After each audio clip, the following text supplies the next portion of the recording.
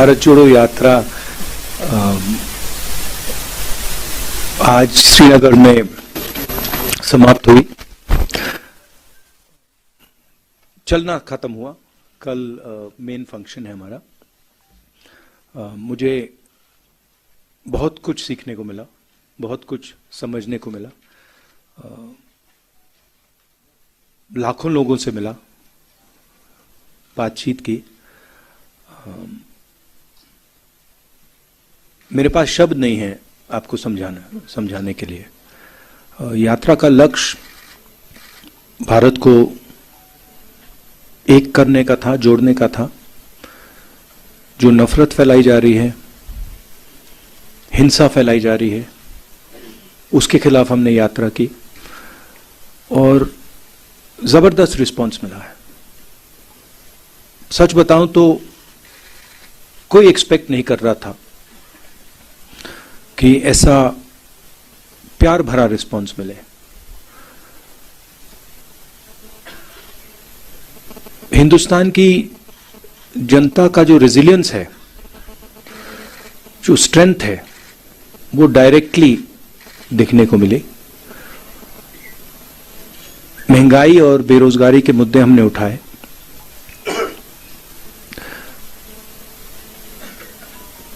और जो अलग अलग सेक्शंस पर दबाव पड़ रहा है, चाहे वो किसान हो, मजदूर हो, बेरोजगार युवा हो, छोटे व्यापारी हो, उनकी आवाज हमें सुनने को मिली।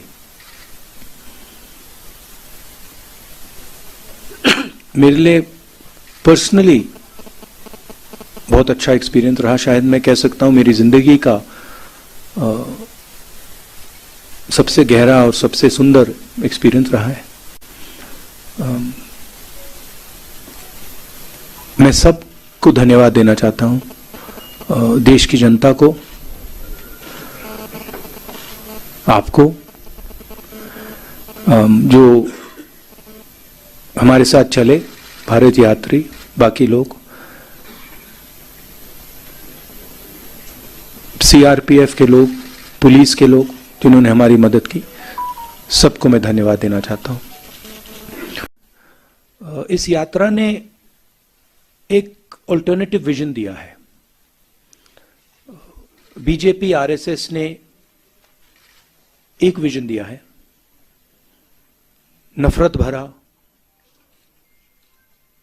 अहंकार से भरा। हमारा विजन, जैसे मैंने कहा, नफरत के बाजार में मोहब्बत की दुकान वाला, भाईचारे का विजन, एक दूसरे को इज्जत देने का विजन, गले लगने का विजन। तो क्लियरली अब हिंदुस्तान के सामने दो रास्ते हैं, और ये सिर्फ दो रास्ते नहीं हैं, ये जीने के तरीके हैं। एक दूसरे लोगों को दबाने का विजन है और दूसरा सबको जोड़ने का विजन है। तो राजनीति में इसका जबरदस्त असर पड़ेगा, इफेक्ट पड़ेगा। उसका एग्जैक्टली क्या इफेक्ट होगा मैं नहीं बता सकता हूं, मगर मैं आपको एक और बात बता सकता हूं कि ये जो हमने यात्रा की है, ये खत्म नहीं हुई है। ये आप गलत फहमी में मत रहिए, ये पहला कदम है, ये शुरुआत है। इसके बाद भी कांग्रेस पार्टी और जिस अल्टरनेटिव विजन की मैंने बात की, जो लोग उसको मानते हैं, वो और यात्रा नहीं कह सकता हूं, मगर और एक्शन लेंगे। मेरे मुताबिक जो देश की पॉलिटिकल क्लास है, और उसमें मैं सबको जोड़ता हूं, उसमें कांग्रेस, बीजेपी, सब पार्टियां, उसमें और जनता में थोड़ी दूरी पैदा हो गई है।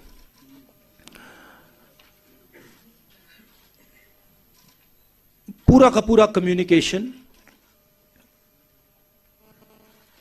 मीडिया के थ्रू होता है, इंटरव्यूज के थ्रू होता है, प्रेस कॉन्फ्रेंसेस के थ्रू होता है। मेरी थिंकिंग थी कि ये जो दूरी है इसे कम किया जाए। ये सिर्फ फिजिकल दूरी नहीं है, तो एक इस दूरी को कम करने का तरीका सड़क पे चलने का है, लोगों से मिलने का है, गले लगने का है।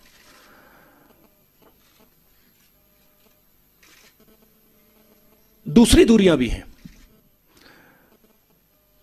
एक और बात आ गई है, जो पहले अनबायस्ड कम्युनिकेशन होता था, और मैं आपकी बुराई नहीं कर रहा हूं, बट ये फैक्ट है।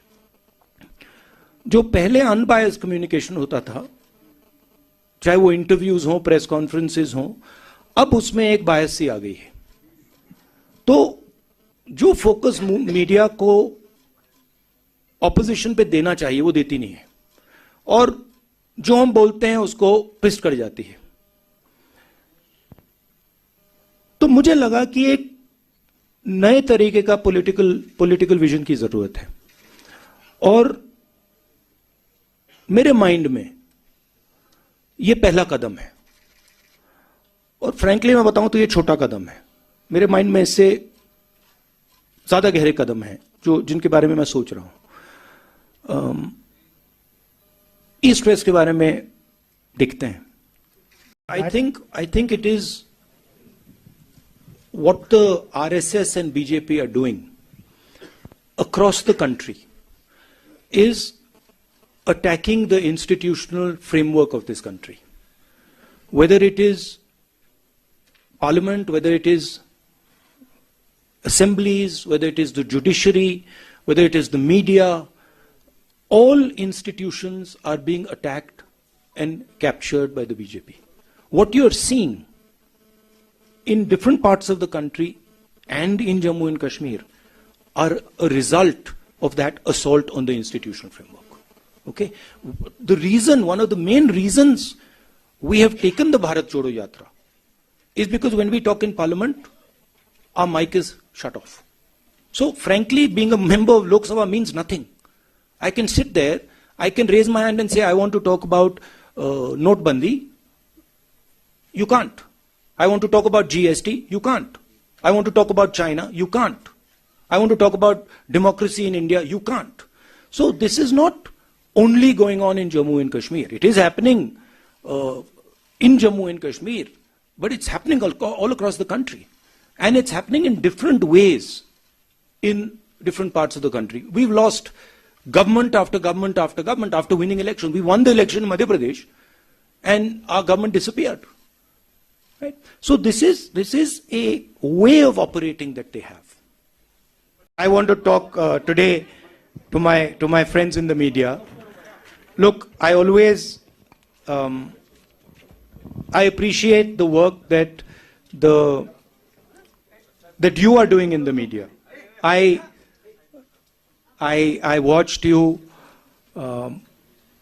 sit in front there in the media van, in the heat, all the way from, in the cold, in the heat, all the way from Tamil Nadu to Kashmir.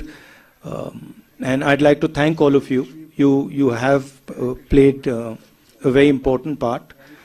Of course, we do complain that your networks aren't responsive to the opposition and they don't raise the issues of the opposition, but we do appreciate what you're doing, and so I'd like to thank all of you. It's been a very pleasurable experience for me.